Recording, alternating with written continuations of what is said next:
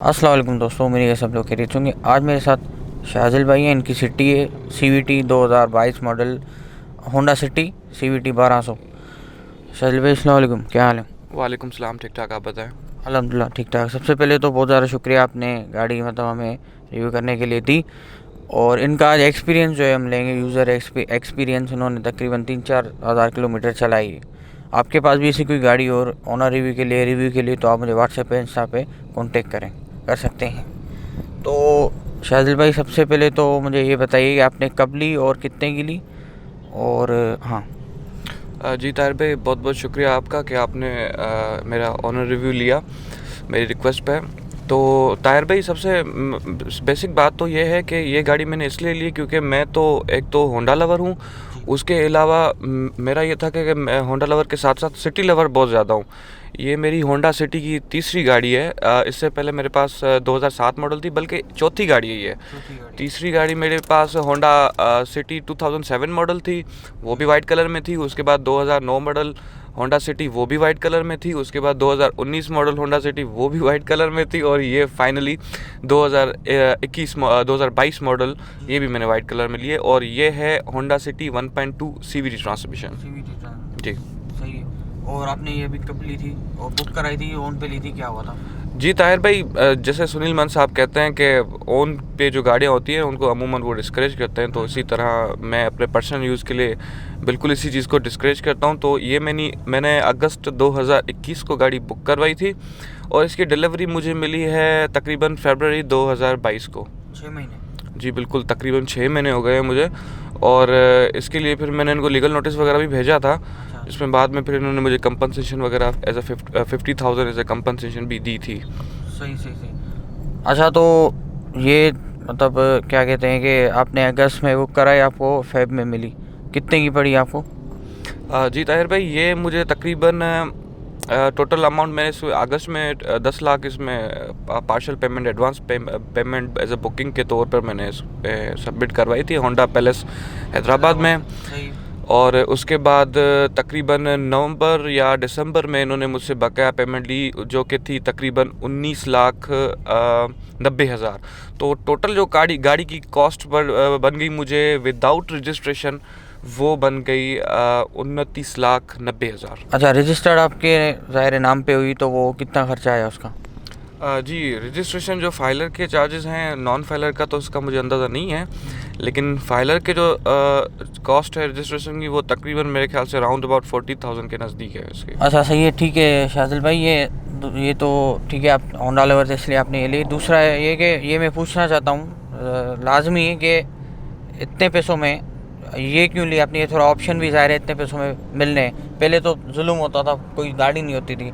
अभी जैसे proton saga है, वो तो उस टाइम पे कम पैसों में मिल रही थी। अल्सफिन है, वो भी कम रेंज में आती थी। और आपकी यारिस है, वो भी मिल जाती थी। तो इन सबको छोड़ना, इसको लेना, एक तो आपने बताया कि आप होंडा लवर है, ठीक है, वो तो मैं समझ सकता हूँ। दूसरा ये मेरा सवाल है, इसके बारे में आप क्या कहेंगे, भले ना ले? देखें, होंडा लवर अपनी जगह पे है, लेकिन मैं फैक्ट्स को भी देखता हूँ, ठीक है ना। सबसे पहले तो मैं ये देख रहा था कि होंडा सिटी जो 2019 मॉडल 2009 से लेकर तकरीबन 2019 तक 20 तक ये गाड़ी चली है, बल्कि 21 तक चली है ये गाड़ी। तो उनमें कुछ फॉल्ट्स भी थे। हालांकि मैंने ये दोनों गाड़ियाँ रखी, 2009 की भी रखी है, 2019 की भी रखी है, लेकिन फॉल्ट उनमें ये था कि देखें उसमें सिक्योरिटी फीचर्स बिल्कुल भी नहीं थे। सिर्फ ABS ब्रेक था, लेकिन ABS ब्रेक भी कुछ खास काम का नहीं था, बहुत पुराना हो चुका था। उसके अलावा उसमें एयरबैग्स भी नहीं थे। हालांकि मैं होंडा लवर हूँ, लेकिन इस बार जब मैं गाड़ी ले रहा था तो मैंने सारी चीज़ें अपने नज़र के सामने रखी। मैंने टोयोटा यारिस को भी देखा, ऑल्सविन को भी देखा, होंडा सिटी को भी देखा और प्रोटोन सागा को भी देखा। लेकिन देखें, होंडा सिटी के अलावा अगर हम बात करते हैं चंगान एल्सविन की, तो आपको पता है चाइनीज़ ब्रांड है। मैं 3-4 साल गाड़ियाँ रखता हूँ, बाद में बेच देता हूँ। मैं गाड़ियों से भी बहुत प्यार करता हूँ, तो मेरी नज़र में ये चीज़ें थी कि जब मैं गाड़ी बेचूँ तो कम से कम उसकी रीसेल जो है वो इफेक्ट ना करे। तो चंगान एल्सविन तो निकाल दें हम लोग। प्रोटोन सागा का भी रीसेल का तो मसला था ही था, लेकिन उसका सबसे बड़ा मसला ये था कि उसकी डीलरशिप यहाँ पे हैदराबाद में तो बिल्कुल भी नहीं है। अब मैं छोटी छोटी बात की वजह से मैं बाहर तो नहीं जाऊँगा, कराची भी नहीं जाऊँगा, और उसके जो पार्ट्स हैं वो भी जाहिर सी बात है यहाँ तो मिलने से रहे, तो प्रोटोन सागा भी निकाल देते हैं। अब आते हैं यारिस पे और होंडा सिटी पे। अब उनमें कुछ चीज़ें हैं जो यारिस में हैं और कुछ चीज़ें सिटी में हैं, कुछ चीज़ें यारिस में नहीं हैं, कुछ चीज़ें सिटी में नहीं हैं। तो अब मुझे ये इम्तिहान से गुजरना था कि कौन सी चीज़ों को मैं प्रायोरिटी देता हूँ। तो यारिस सबसे ज़्यादा उसकी अच्छी बात है कि उसका सस्पेंशन है, ट्रैक्शन कंट्रोल है। सस्पेंशन सॉफ्ट है, सस्पेंशन बहुत सॉफ्ट है यार, खड्डों मड्डों में से गुजर जाते हैं पता भी नहीं चलता। सिटी का उसके मुकाबले सस्पेंशन बहुत ज़्यादा स्टिफ था, लेकिन मैंने जो चीज़ें नज़र में रखी वो ये थी कि यारिस से सिटी जो है थोड़ा शक्ल में, ब्यूटी में बेहतर थी। उसके अलावा ट्रैक्शन कंट्रोल भी मैंने देखा, लेकिन मैं ट्रैक्शन कंट्रोल का थोड़ा ये था कि ट्रैक्शन कंट्रोल क्योंकि यारिस जो है वो थोड़ी ऊपर है, ट्रैक्शन कंट्रोल उसमें लाजमी थी। लेकिन होंडा सिटी, क्योंकि होंडा की गाड़ी और ये मशहूर है ग्रिप्स की वजह से, मैंने इसको बिल्कुल मैंने इसको ड्राइव भी किया था। ब्रेकिंग तो इसकी बहुत आउट क्लास है, इसी वजह से मैंने इसको प्रायोरिटी दी कि सस्पेंशन में हार्ड जो है बर्दाश्त कर सकता हूँ, लेकिन और कुछ चीज़ें हैं जो ब्यूटी में आ गई या ग्रिप में आ गई तो वो मैं उसमें कंप्रोमाइज़ नहीं कर सकता, इसी वजह से मैंने सिटी चूज़ की। बेहतरीन नहीं, आपने बेहतरीन समझाया। अच्छा, ये मतलब बिल्कुल आपने सही बोला। और दूसरा है कि सस्पेंशन हार्ड तो ठीक है, पर वो उसकी एक अच्छी चीज़ ये है कि वो ग्रिप अच्छी हो जाती है। यारिस में सॉफ्ट तो है सस्पेंशन, जैसे मैं भी यूज़ कर रहा हूँ, पर उसका मसला एक दूसरा है कि ग्राउंड क्लियरेंस जो है ना उसकी मज़े वाली नहीं है। जब फैमिली बैठ जाती है जंप पे हम उसको छोड़ते हैं, जब मज़ा जब देती है ना गाड़ी से ऊपर नीचे होती तो वो जाके लगती भी है कभी कभी। तो अगला सवाल मेरा ये ग्राउंड क्लियरेंस का, तो ये तो नहीं लगती। हाँ यार, ये आपने बहुत अच्छी बात की, क्योंकि मैं भी आपका जो व्लॉग्स बनते हैं उसमें एक्सपीरियंस करता हूँ आपकी बातें। मैं इसमें फैमिली बिठाता हूँ, मैंने इसमें 5 बंदे भी बिठाए हैं, 6 बंदे भी बिठाए हैं। इसका सस्पेंशन स्टिफ होने की वजह से इसकी ग्राउंड क्लियरेंस में इतना ज़्यादा फ़र्क नहीं पड़ता, बल्कि इसके फ्यूल एवरेज पे भी ज़्यादा फ़र्क नहीं पड़ता। मैंने इसमें तकरीबन फैमिली में 5-6 बंदे बिठाते हैं, पीछे फुल लोडेड होती है, डिक्की भरी होती है, लेकिन इतना ज़्यादा फ़र्क नहीं होता। और क्योंकि ये अभी पिछले मॉडल से लेटेस्ट है तो इसकी ग्राउंड क्लियरेंस बहुत ज़्यादा अच्छी है। और टायर जो मैंने इसमें चेंज करवाए थे वो तो और आउट क्लास हो गए, जिनकी वजह से ये इसमें जो स्टिफ का प्रॉब्लम था सस्पेंशन का वो अब काफ़ी 50% बेहतर हो गया है। सही। हाँ, ये जब ओरिजिनल मैंने भी रखी थी ओरिजिनल एक गाड़ी, तो बहुत ज़्यादा हार्ड थी इसके मुकाबले में। इसमें बैठते हैं तो बहुत ज़्यादा फील होता है कि मतलब सिटी में नहीं बैठे हुए, जो बात है। अच्छा, इसको ग्राउंड क्लियरेंस का इशू भी नहीं है। अच्छा, जब फैमिली बिठाते हैं तो पीछे कोई लेग रूम का इशू या क्या, उससे पहले एक बात क्लियर करना चाहता हूँ। जो लोग समझते हैं कि ये इसकी लेग रूम इसका जो है वो ज़्यादा है यारिस से, तो उसका सीन ये है कि नीचे अगर आप यहाँ पे अगली सीटों में नीचे देखेंगे फुल सीट पीछे करके ऐसे, तो यहाँ पे एक ऐसे ऊपर एक हम्प बना हुआ है, तो वो जो है जैसे पायदान वगैरह जो है आपको मैं वीडियो में दिखा दूंगा। जैसे अभी मैं ऑन करके आपको चेक कराता हूँ कि अब ये देखें सीट फुल पीछे ना, तो ये वाला जो है ना ये है, तो ये चीज़ यार इसमें आपको नहीं नज़र आती है। देखिए सीट ऊपर नीचे ऊपर की हुई ना, तो ये सीन है। तो मतलब आगे जो है लेग रूम इतना सीट ठीक है, पूरा है, बाकी पीछे जो है वो ज़्यादा हो जाता है इसकी वजह से। यार इसमें अगर आप देखेंगे तो आगे पीछे दोनों सेम ही है। अच्छा, दूसरा शाजिल भाई, ये आपने इससे पहले सिटी रखी थी पुराने वाली, वो जो शाकू की जगह पे डंडे लगे हुए, तो वो सही वाकई ऐसे है या? और उसमें मड फ्लेपर तो मतलब ख़त्म हो जाते थे चलने के बाद, क्योंकि वो ग्राउंड क्लियरेंस का इशू होता था उसमें। हाँ, ये तो आप बिल्कुल ठीक कह रहे हैं, उसमें सस्पेंशन नहीं थी, वो उसमें बिल्कुल डंडे ही लगे हुए थे और इतनी ज़्यादा अनोइंग वो चीज़ थी। मैं उसको 2 साल रखे, लेकिन मैं भारी दिल के साथ मैंने उसको रखा हुआ था। मुझे मजबूरन बस रखनी पड़ी थी, क्योंकि मैं चाह रहा था नई ली थी तो कम से कम इसको 2 साल तो मैं रखूँ। हाँ, इस वजह से मुझे मजबूरन में रखना पड़ा। हाँ, और दूसरी बात ये है कि आप ग्राउंड क्लियरेंस की बात कर रहे हैं, ग्राउंड क्लियरेंस की लेग रूम की बात कर रहे हैं, तो हाँ, ये चीज़ें भी मैंने कंपेयर की थी यारिस और सिटी के बारे में, क्योंकि मैं पहले नहीं बोल सका तो अभी आपको बता रहा हूँ। लेग रूम मैंने देखा था, बिल्कुल आप बिल्कुल ठीक कह रहे हैं। इसका जो अगला लेग रूम है हाँ, हाँ, वो थोड़ा कंप्रोमाइज्ड है उस हम्प की वजह से। अब अगले को मैं कंप्रोमाइज इस वजह से कर रहा हूँ क्योंकि दो बंदे बैठते हैं और दोनों सीट्स अलग अलग है, सेपरेट हैं, तो उस पे बंदा कंप्रोमाइज़ कर सकता है। यारिस की तरह इसका पिछला बैकरूम थोड़ा खुला हुआ है क्योंकि इसका हम्प लगा हुआ है। तो मेरी नज़र में ये था कि जो फैमिली बैठे ना तो कम से कम वो आसानी से बैठे। और यारिस में जो कंसोल बॉक्स है जो यहाँ बीच में लगता है, वो तो बेकार है। हाँ, वो निकला हुआ है, जिसकी वजह से मैं एक बार दोस्त की गाड़ी में बैठा हुआ था, वो मेरी टांग में ऐसा ज़बरदस्त तरीके से लगा।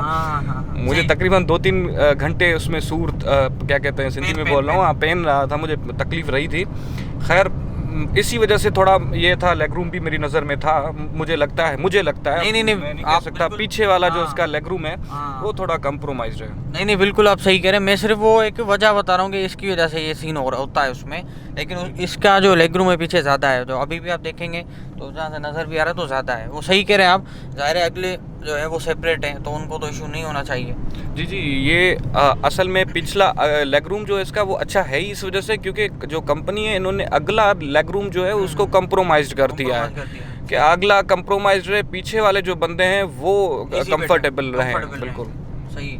अच्छा, सीटें इसकी पिछली सीटी से हार्ड है या सही है या क्या है? मैंने जो पिछली सीटी रखी हुई थी उसकी जो सीट्स थी वो हार्ड भी थी, उसके अलावा उसका सस्पेंशन भी बहुत ख़राब था। हालांकि उसमें मैंने टायर्स बहुत अच्छे लगवाए थे, लेकिन गाड़ी कंफर्टेबल नहीं होती थी, बिल्कुल भी कंफर्टेबल नहीं थी।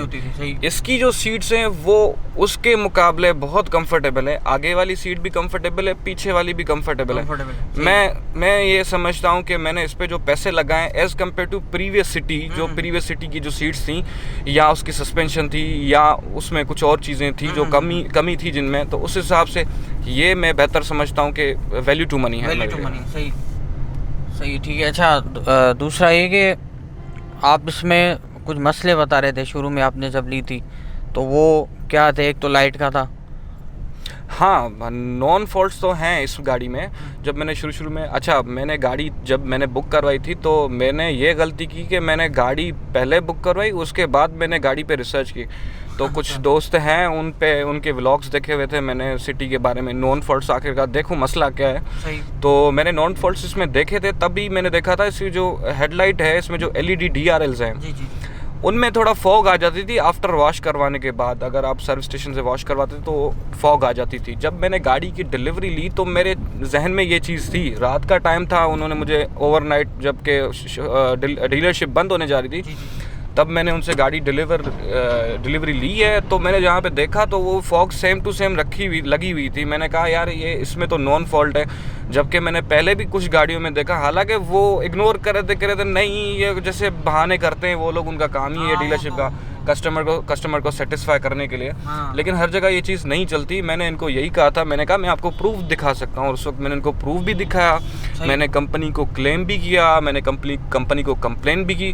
लेकिन मसला ये है कि जब ये कॉल करते हैं, मैं कभी कोर्ट में बिजी होता हूँ कहीं क्या, तो मैं अटेंड नहीं कर पाता। अगर मैं बैक कॉल करता हूँ तो इनके फ़ोन नंबर ऑफ होते हैं, पता नहीं इन्होंने क्या सिस्टम बनाया हुआ है। खैर मैं सोच रहा हूँ इन पे केस वगैरह करूँ किसी तरह से, क्योंकि एक मैंने इन पे किया भी था 2019 में, 2019 के बल्कि 2021 की बजट जो पेश हुई थी उन्होंने इमरान खान की गवर्नमेंट ने कहा था कि आपको 2 महीनों में गाड़ी डिलीवर करनी है।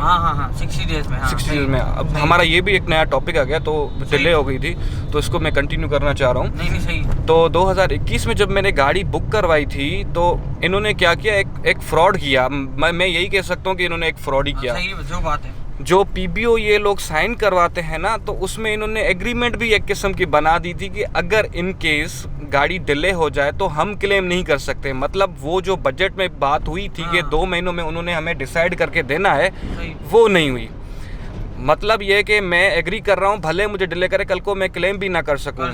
खैर मैंने वो दिखा देंगे भाई, देख लो आपने सही की थी। खैर मैंने इन पे लीगल नोटिस इनको भेजा। मैंने इनको बोला कि यार देखो, आप जिस तरह आप इस चीज़ को उठा रहे हो, आपने फ्रॉडेंटली आपने एग्रीमेंट, मैंने इनको कहा भी था कि आप मुझे पढ़ के सुनाएं। इन्होंने कहा नहीं सर कोई बात नहीं, ये ऐसे ही होती है।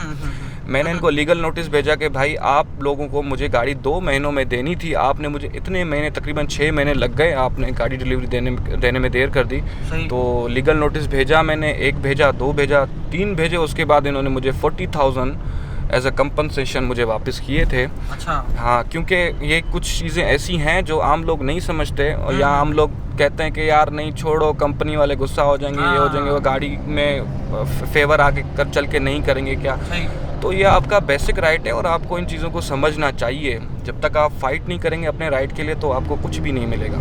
और बिल्कुल इसी तरह आपको, आपके साथ भी अगर ये मसला हो तो लीगल नोटिस के इतने चार्जेस नहीं होते, 1500, 2000, 3000 तक वकील साहिबान होते हैं जो बनाते, तो भेज के कम से कम आप अपनी कंपनसेशन तो रिसीव करें ताकि कल को आगे ये हरकतें तो नहीं करें ना। नहीं करें। देखें, अगर 2 महीनों में गाड़ी वो डिलीवर नहीं कर सकते तो बुकिंग क्यों ले रहे हैं? बुकिंग, हाँ गलत बात है ना। बुकिंग भी ले रहे हैं और कस्टमर से ये लोग, कंज्यूमर से। कहाँ से थी? मैंने इधर हैदराबाद के होंडा पैलेस, एक ही डीलरशिप है जी जी। सही सही। तो बुकिंग तो ना लेना कम से कम। अब बुकिंग भी ले रहे हैं ये लोग और ऊपर से एग्रीमेंट भी करवा रहे हैं, ये तो बात समझ से बाहर है। इसी बात पे वो लोग फंस गए थे और उन्होंने मुझे पेमेंट दे दी कंपनसेशन में बाद में। तो खैर ये इनका काम होता है, इसी तरह ये कंज्यूमर्स को गुमराह करते हैं, परेशान करते हैं, तंग करते हैं। लेकिन जब तक हम कुछ बोलेंगे नहीं तो तब तक ये यही हाल रहेगा। जो बिग 3 का आजकल देखें कितनी प्राइसेस बढ़ गई हैं।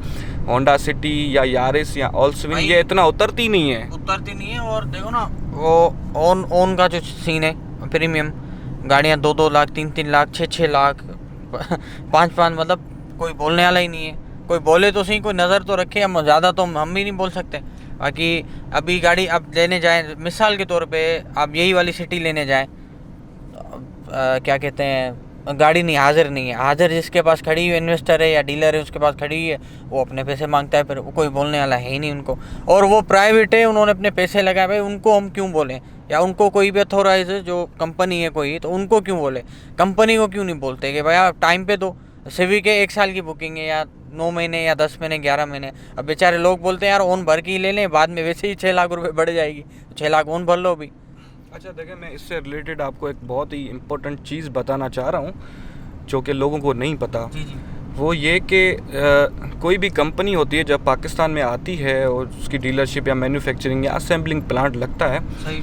तो उनको हमेशा जो पब्लिक डिमांड होती है उस हिसाब से हम अपनी मैन्युफैक्चरिंग करनी होती है, कैसे भी करके। बिल्कुल। अगर उनको पता है, आपको पता है कि 2021 में आपकी फॉर एग्जांपल होंडा सिटी, 2021 में आपकी होंडा सिटी के 10,000 यूनिट सेल किए थे आपने, तो 2022 में आपने 10,000 यूनिट एक्स्ट्रा एडवांस में मैन्युफैक्चर क्यों नहीं किए? ये तो पता है क्या करते हैं? ये कुछ भी इन्वेस्ट नहीं करते, ये सब बकवास है। ये क्या करते हैं, ये 2 तरफा कमाते हैं। पहले तो सबसे पहले ये करते हैं कि आपके पैसे लेकर आपसे एडवांस बुकिंग करते हैं, हाफ पेमेंट तो गाड़ी बन जाती है, बाकी तो सारे टैक्स होते हैं। टैक्स तो वैसे भी गवर्नमेंट को उसी वक्त आप देके गाड़ी ले सकते हैं। इसका मतलब ये कि हाफ पैसों में वो आपसे गाड़ी के पैसे ले लेते हैं, फिर आपके ही पैसों से उसके जो पार्ट्स हैं वो इंपोर्ट करते हैं, फिर आपके ही पैसों से वो गाड़ी असेंबल करते हैं, बनाते हैं, जो खर्चा होता है एक्सपेंडिचर वो उठाते हैं, फिर उसके आपके बकाया पैसे आपसे लेकर उसी वक्त टैक्स देकर गवर्नमेंट का और आपको गाड़ी की डिलीवरी दे देते हैं। कितना बड़ा फ्रॉड हो रहा है, कोई पूछने वाला ही नहीं है इनसे। तो ये चीज़ें हैं जो हम सबको समझने की कोशिश करें, लेकिन हम भी क्या करें? हम आवाम जो है ना पिसते रहते हैं ऐसे लोगों के बीच में। ये जो कंपनीज हैं, ये जो माफियाज हैं, हमें ये चीज़ें फेस करना पड़ती हैं। खैर फिर भी इस व्लॉग के ज़रिए भी मैं ये पब्लिक की जो आवाज़ है, मैं भी एक पब्लिक ही हूँ, मैं आवाज़ उठा रहा हूँ ताकि कल को आप लोग भी इसी तरह के किसी प्लेटफॉर्म पर हों तो आप भी ये चीज़ें रेज़ करें। और दूसरा, ये इस तरह कमाते हैं कि इनके अपने जो डीलरशिप होती हैं, इनके अपने दोस्त होते हैं, दोस्त अहबाब होते हैं। ये क्या करते हैं, इनको कहते हैं कि यार पैसे दे दो, गाड़ी बुक करवा लेते हैं, 50-50 हम लोग इसमें ओन रखेंगे। 50-50, 70-30। हाँ, टोयोटा पे ऐसा सीन है। मुझे ऑफर हुई टोयोटा पे। मेरे एक दोस्त थे तो हमने सोचा कि यार हम दोनों इन्वेस्टमेंट कर रहे हैं, कोई रीवो का नया मॉडल आ रहा था तो हम लोग बुक करवा लें, उसको ओन पे सेल आउट करेंगे। तो उनसे मैंने बात की, मैंने कहा कि यार अभी मुझे रीवो बुक करवानी है तो ओन पे मुझे बेचनी है, नया मॉडल जो रोको का अभी आया है, कुछ महीने पहले की बात है। तो उन्होंने कहा कि सर ठीक है हम लोग करेंगे ओन पे, हम भी आपको बेच के दे सकते हैं। मैंने कहा अच्छा कितना परसेंटेज लेंगे? तो उन्होंने कहा 50-50। तब मुझे समझ में आया कि ये सारी ये जो चीज़ें कर रहे हैं ना, क्योंकि इनका कोटा भी होता है अपना डीलरशिप का। डीलरशिप वाले क्या करते हैं, वो अगर चाहे ना तो 1 हफ्ते में भी गाड़ी उनको मिल जाती है। वो अपनी कोटा की सारी गाड़ियाँ मंगवा लेते हैं और पैसे इन्वेस्ट करवाते हैं इन्वेस्टर से या अपने दोस्त अहबाब होते हैं उनसे, और उसके बाद वो गाड़ियाँ ऑन पे बेचते हैं जबकि इलीगल है। ये चीज़ इलीगल है, मैं फिर से बोल रहा हूँ, क्योंकि जब इनको गाड़ी डीलरशिप कोई भी हो कभी भी ऑन पे गाड़ी बेच ही नहीं सकती, इसीलिए तो वो आप जो ओरिजिनल प्राइस होती है, इनवाइस होती है, वो आपसे डीडी बनवाती है, बाकी आपको कहती है कैश, जबकि वो लीगल ही नहीं है। डीलर हाँ, आप चाहें तो इसको एक्सपोज भी कर सकते हैं, कल को कुछ भी बात हो आप उनको एक्सपोज कर सकते हैं कि भाई आप डीलरशिप होकर आप ये चीज़ें कैसे करें। वो एक्सपोज आप ऐसे नहीं कर सकते क्योंकि आपके पास सबूत नहीं होगा, क्योंकि आप डीडी जो है ना वो पूरी देंगे, इनवॉइस की देंगे, वो होती है कैश। उसके लिए आप वीडियोस वगैरह बना सकते हैं जो हिडन कैमरा के साथ, इसी तरह आप इनको एक्सपोज कर सकते हैं और ये करना शुरू करें। सब मिले हुए नहीं, देखे ना, आपने एक बार किया, 2 बार एक बंदे ने किया, 2 बंदों ने किया, 3 बंदों ने किया, 4 बंदों ने, आखिरकार कब तक वो चीज़ें इग्नोर्ड होंगी? ये भी है, कभी ना कभी तो वो चीज़ को एग्जॉस्ट होगी ना। देखे ना, बड़ी बड़ी मुल्क जो भी छोटे छोटे या बड़े बड़े मुल्क होते हैं उनमें कोई चीज़ भी ऊपर जाती है तो वो ज़रूर कभी ना कभी उसकी जो लेवल होती है ना वो बहुत हाई तक चली जाती है और उसको कोई भी डिनाई नहीं कर सकता। जैसे कि फॉर एग्जांपल अभी इमरान खान साहब की हुकूमत देख लें, तो ऐसा लग रहा था कि जब वो जा रहे थे तो पता उनका खुद का ही बयान है कि देख लो कोई पाकिस्तान में मेरे ख़िलाफ़ तो नहीं है, जबकि उसके बाद आप देखें कि पब्लिक किस तरह निकली। तो ये चीज़ें हैं, हम खुद ही चीज़ों को जब तक आवाज़ अपनी नहीं उठाएंगे ना, यार छोटा बड़ा कोई भी लेवल हो, हमें आवाज़ रेज़ करनी चाहिए, ये हमारा फ़र्ज़ है। भले कुछ ना हो, लेकिन एक बात आप हमेशा याद रखिएगा कि एक दिन आएगा जब आपकी बात कोई और करेगा और उसकी बात कोई और करेगा। इसी तरह ही रिफॉर्म्स हो सकते हैं, इसी तरह एक कौम जिंदा ऐसे ही होती है। नहीं बिल्कुल। तो मेरी सजेशन यही रहेगी कि हमें छोटी बड़ी चीज़ें जो है ना उसको आवाज़ को रेज़ करना चाहिए अपनी को। सही। अच्छा शादिल भाई, ये फ्यूल एवरेज क्या दे रही, चलाई कितनी है आपने टोटल? यार ये मैंने तकरीबन 4392 किलोमीटर अभी चली है, और जब मैंने इसकी गाड़ी इसका मैंने अभी ऑयल भी चेंज करवाया, हालांकि कंपनी वालों ने कहा था कि आप इसका ऑयल 5000 पे चेंज करवाइएगा, लेकिन मैं थोड़ा कंसर्न हूँ इस गाड़ियों के मामले में, तो आपसे मैंने सजेशन भी ली थी, काफ़ी और दोस्त भी थे उनसे भी मैंने सजेशन ली थी, तो उन्होंने यही कहा कि यार 3-4 हज़ार पे बेहतर है नई गाड़ी आप ऑयल वगैरह चेंज करवा दें, तो ये बेहतर होगा। गाड़ी का इंजन जो है वो पावर में रहेगा, और इंजन में कभी कभी ऐसा होता है लाइफ हो जाता है, तो यार इंजन में अजीब किस्म की कभी कभी आवाज़ें हो जाती हैं। हालांकि इंजन ऑल ओवर टाइट होता है बहुत, लेकिन इंजन में जो आवाज़ें होती हैं ना वो मज़ा नहीं करती। एक नई गाड़ी का जो कहता है ना कि यार ये साउंड है, गाड़ी बिल्कुल नई लग रही है, तो वो चीज़ ख़त्म हो जाती है। तो कुछ 500,000 किलोमीटर अगर हम पहले चेंज करवा लें तो उसमें कोई हर्ज नहीं है मेरे ख्याल से। सही। तो आपको कितनी कॉस्ट आई थी? अभी आपने दिखाया था ना मुझे, इसमें भाई इन्होंने होंडा पैलेस से कराया था ऑयल फिल्टर और वॉश। हाँ अच्छा, ये 4200 का ऑयल है, मतलब 4200 का ऑयल है, 1260 का ऑयल फिल्टर है, ये टोटल इनके हुए 5590, 130 का क्या है वॉश है। सही, मतलब 5000, हाँ 5600, और अगली जो होगी वो होगी 5000 रनिंग, मतलब चलेगी गाड़ी। अच्छा, ये बात ये है कि इसमें जो 5600 मेरा कॉस्ट है, मैं खुद इतना नहीं चाहता, क्योंकि मुझे पता है कि होंडा वाले जो कंपनी वाले हैं ये बहुत ज़्यादा एक्स्ट्रा चार्जेस लगाते हैं। तो मैं इस बार फ़िलहाल इसलिए कर रहा हूँ क्योंकि मैं चाहता हूँ कि 20,000 किलोमीटर तक कम से कम गाड़ी में चलाऊँ, क्योंकि इनकी वारंटी रहे। इनका पता नहीं होता, कुछ भी मसले हो जाते हैं, कंपनी के जो फॉल्ट्स आ जाते हैं, ज़ाहिर हो जाते हैं, जिसकी वजह से फिर बाद में बंदा परेशान होता है। तो 20,000 तक तो मैं यहाँ से ही करवाऊँगा। 20,000 के बाद फिर मैं कहीं भी किसी लोकल अच्छी शॉप से जो ओरिजिनल होंडा के रखते हों तो उन्हीं से करवाऊँगा ऑयल चेंज। सही। अच्छा, रेट अभी लिया था बाहर से आपने, या आपने बोला नहीं बस? सही, नहीं, अभी मुझे करवाना नहीं था, तो फिर मैं इतना ज़्यादा नहीं था कि रेट मालूम करूँ कि कितना है। अच्छा, चिलिंग एसी की क्या कैसी है? यार एसी तो बिल्कुल ठीक है, एसी बहुत अच्छा है। एसी में इसमें नहीं है कि मैं कहूँ कि यार अच्छा, एसी में अंडर पावर भी गाड़ी नहीं होती। उसके अलावा एसी की चिलिंग भी बहुत अच्छी है। कभी कभी तो थोड़ा मैं ठंड भी लग जाती है रात के टाइम पे, यहाँ क्या 2 पे रखता हूँ मैं अमूमन एसी, फिर भी मुझे उसमें ठंड लग जाती है। हाँ, अभी 41 डिग्री चल रहा है बाहर, पर माशाल्लाह से ओके चल रही है। और थ्रो कैसा है? पीछे लगता है थ्रो? हाँ, थ्रो जो इसमें है, ये जो सेंटर वाला जो 2 एसी वेंट्स हैं, जी, इनका थ्रो बहुत ज़बरदस्त है। ये पीछे तक जो भी पीछे पैसेंजर वगैरह बैठे होते हैं ना, तो पीछे के ऐसे इवेंट्स की ख़ास ज़रूरत नहीं है। हालांकि मेरी एक थी कि हाँ कि कुछ चीज़ें इसमें होनी चाहिए थी 1.2 CVT में, क्योंकि 1.5 में दिए तो कुछ बेसिक चीज़ें जैसे कि ऐसे इवेंट्स इनमें इन्होंने देना चाहिए था। और दूसरा यार क्रूज़ कंट्रोल, देखिए 1.3 यारिस जो है उसमें क्रूज़ कंट्रोल ये देते तो नहीं है, लेकिन इन्होंने ऑप्शन दे दिया है। आफ्टर मार्केट आप लगवाएं 5,000-7,000 में लग जाता है। चलो अगर इसमें इन्होंने नहीं दिया तो कम से कम इसमें ऑप्शन तो देते क्रूज़ कंट्रोल का। अब देखें 1.5 का और 1.2 का इनके मीटर में ही फ़र्क है। 1.5 में इसके स्पीडोमीटर में क्रूज़ कंट्रोल का निशान है, जबकि इसमें नहीं है, बिल्कुल भी नहीं है ना। देखें ना, जो अगर मैं लगवाना चाहूँ तो उसकी लाइट ही नहीं है इसमें, जबकि 1.5 में है। और दूसरा ये कि अब मैं इस बात पे मैं आता हूँ कि इसका फ्यूल एवरेज क्या है। फ्यूल एवरेज इसका अच्छा है, क्योंकि शहर में ये तकरीबन मुझे 14 साढ़े 14 फ्यूल एवरेज देती है, और शहर के मैं बाहर जाता हूँ तो इसका फ्यूल एवरेज बहुत ज़बरदस्त है। ये मुझे 17 कभी है। मैं यार बहुत लाइट फुट चलाता हूँ, बहुत ज़्यादा लाइट। आउट ऑफ स्टेशन मेरी स्पीड जो होती है वो 97 98, भले कराची जाऊँ यहाँ से, भले कितना भी अच्छा रोड हो, लेकिन मेरी स्पीड इससे ज़्यादा नहीं होती। तो मेरी एवरेज बहुत आला गाड़ी देती है, 17 से 18 इतना एवरेज होता है। सही, बेहतरीन।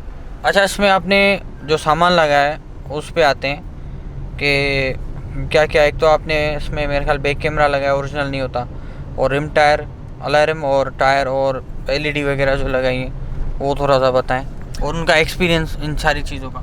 हाँ, जैसे मैंने गाड़ी ली थी ना, तो इसमें कुछ चीज़ें थी जो मुझे ज़रूरत पड़ी कि आफ्टर मार्केट लगवाने चाहिए। जैसे कि अब कैमरा भी इन्होंने दिया, ये बहुत यार बेसिक चीज़ है। अब मैं इसमें जब मैंने गाड़ी ली थी तो मैंने इसमें रिवर्स गियर जो है वो जब मैंने शिफ्ट किया था उस पर, तो LCD बेस पे आती है, वो नॉन एंड्रॉयड है, हालांकि वो भी इतनी कुछ ख़ास नहीं है, बहुत ज़्यादा वो डिले होती है, उससे हैंग होती है बहुत ज़्यादा। तो जब मैंने उसको किया तो यार क्या यार, ये तो ब्लैंक आ गया, खाली निशान आ गया कैमरा के। खैर मैंने वो आफ्टर मार्केट लगवाई, इधर आपके जो दोस्त हैं, आपके ही रेफरेंस से गया था मैं उनके पास, लचपाल वाले के पास। रात में नाइट विजन का कलर होता है उसका, यूनिवर्सल उसको कैमरा कहते हैं, यूनिवर्सल जी। तो वो बहुत अच्छी है, वो मैंने लगाई।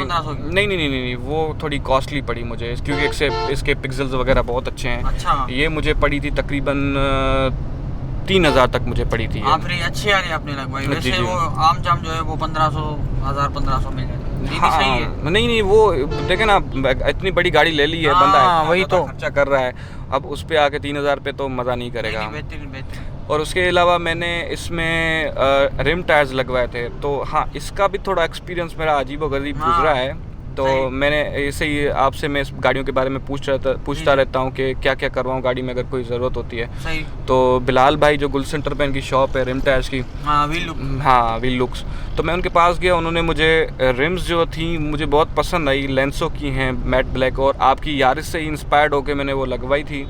सही। उस वक्त जो है ना उन्होंने मुझे टायर दिया था केंडा का।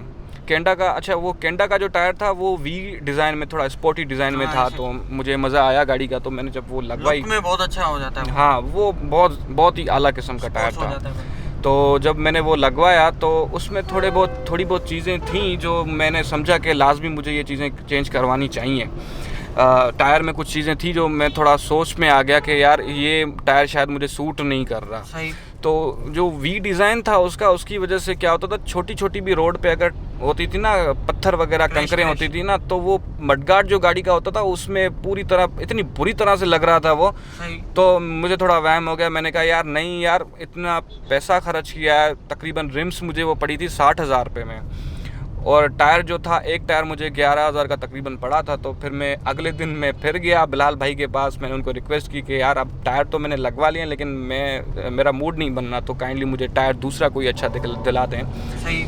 तो बिलाल भाई ने यार बहुत अच्छा कोऑपरेट किया, क्योंकि अगर आप एक बार ले जाते हैं कोई चीज़, तो ख़ास करके गाड़ी का टायर वो जो यूज़ हो गए हैं तो वो वापस नहीं करते, लेकिन वो बड़े दिल के मालिक हैं, उन्होंने मुझे चेंज करके दिए। उन्होंने मुझे ये जो टायर जो मैंने अभी गाड़ी का लगवाया, उन्होंने मुझे कहा कि यार एक टायर बहुत आला है लेकिन थोड़ा कॉस्टली होगा।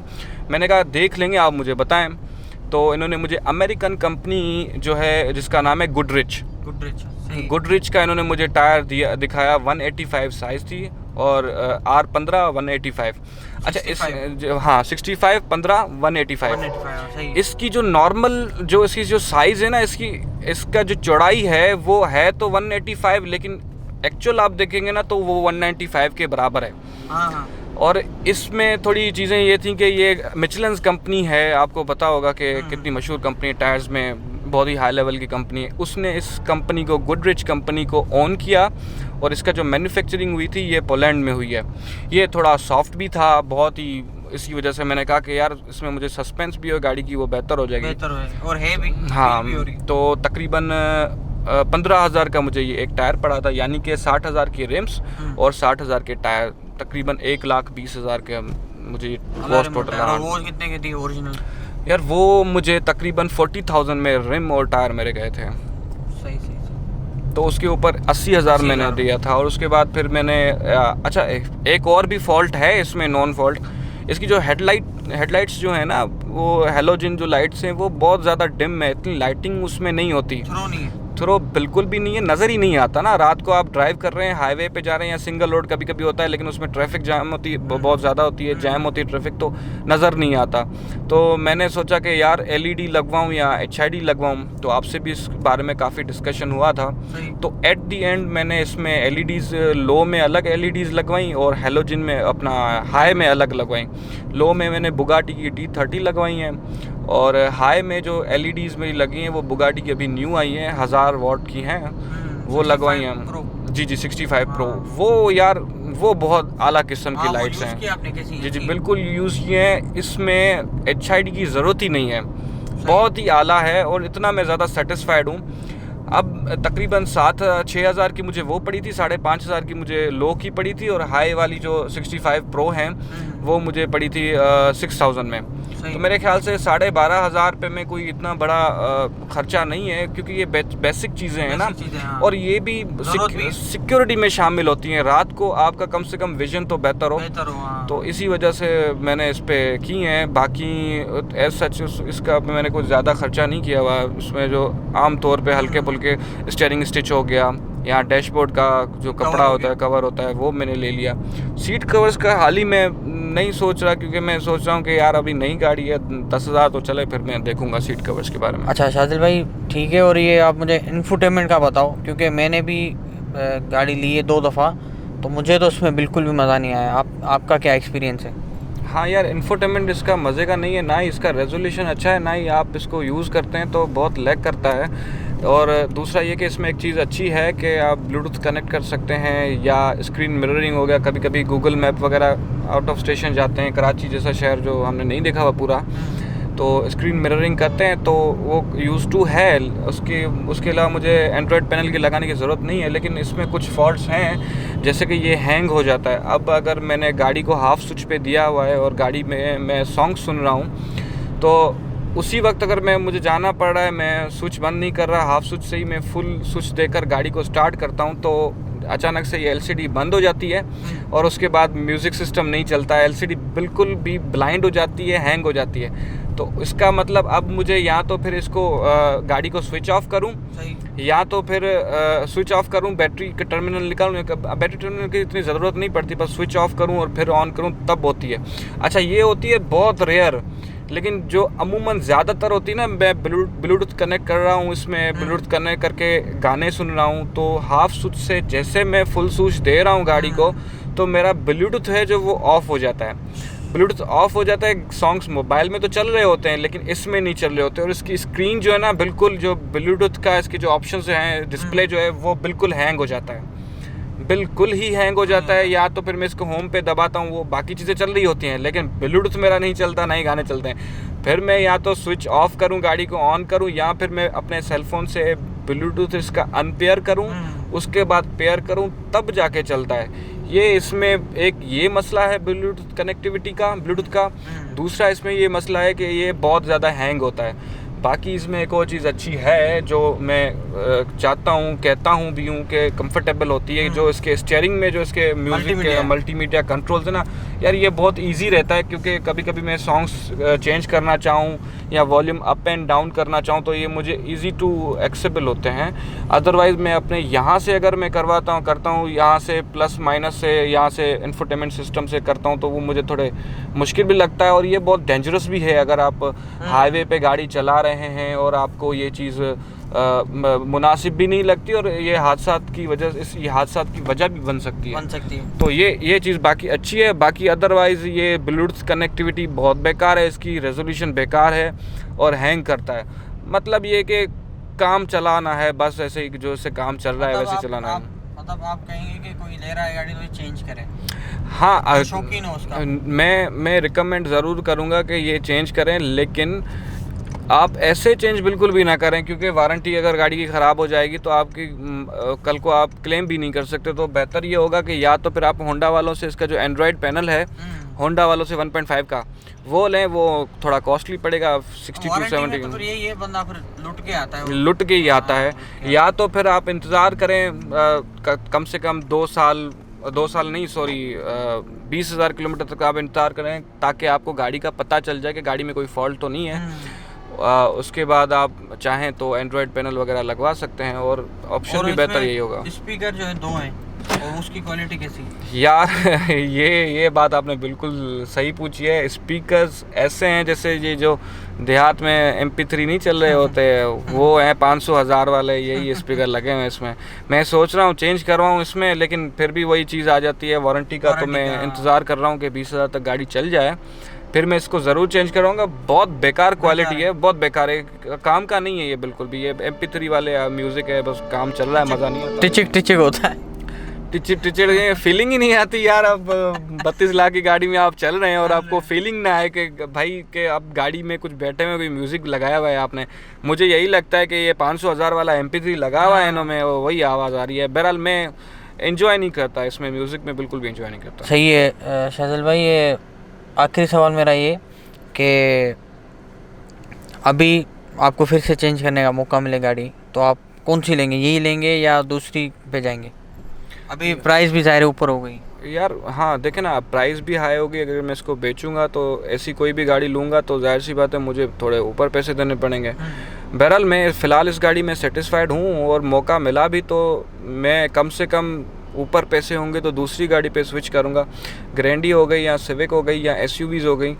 बाकी इस कैटेगरी में मैं फ़िलहाल इसी गाड़ी को बेहतर समझता हूँ, और मैं इस पे ही सेटिस्फाइड हूँ। सही है, ठीक है शाहज़ल भाई। तो बहुत ज़्यादा शुक्रिया अगेन, आपने टाइम दिया हमें भाई। अगर वीडियो अच्छी लगी हो तो लाइक कीजिएगा, और चैनल पे नए हैं तो सब्सक्राइब करें, और बेल आइकन की क्लिक कीजिएगा ताकि आपको हर नई आने वाली वीडियो सबसे पहले मिले। और आपके पास भी कोई ऐसी गाड़ी हो हैदराबाद में रिव्यू के लिए या क्या कहते हैं ओनर एक्सपीरियंस या जो भी, तो व्हाट्सएप पे इन सब मुझे कॉन्टेक्ट कीजिएगा।